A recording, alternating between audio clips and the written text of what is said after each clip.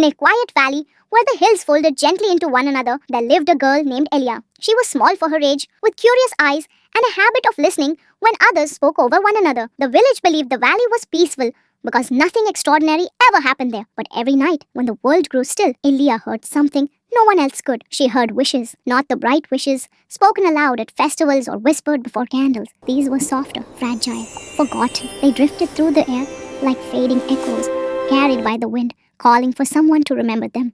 Elia first heard them when she was very young.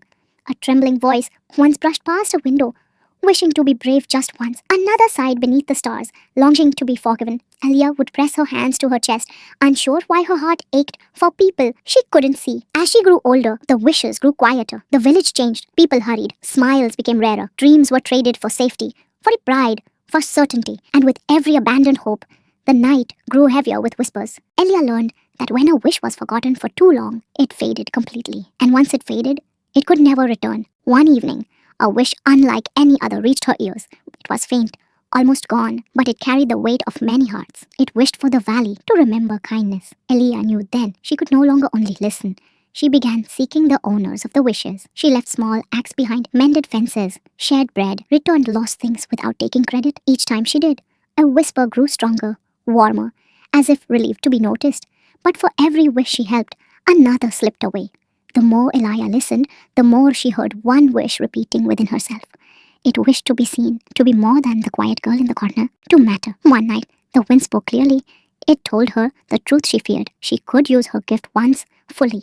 She could gather all the forgotten wishes and restore them. But the cost would be her own deepest wish. If she chose the valley, she would never hear wishes again, and the wish inside her would be lost forever. At dawn, Elia stood at the highest hill. The valley spread beneath her like a waiting breath. Wishes swirled around her, dim and trembling.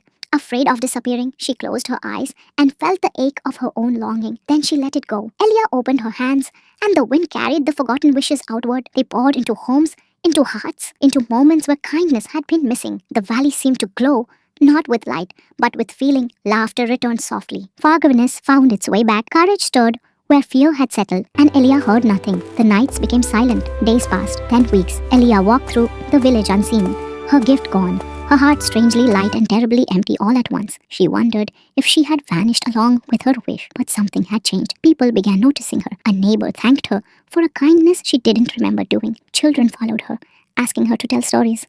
Strangers smiled as if they recognized something familiar in her eyes. Elia didn't hear wishes anymore, but she saw them, living, breathing, alive in the choices people made. One evening, as the sun dipped low, a small voice spoke, not in the wind, but behind her. A child stood there, holding a broken toy, wishing aloud that things could be mended. Elia smiled. She knelt down and helped fix it. And though no whispers filled the air, Elia felt something warm settle in her chest. Her wish had not disappeared. It had transformed. She was no longer the girl who heard forgotten wishes. She was the reason they were remembered.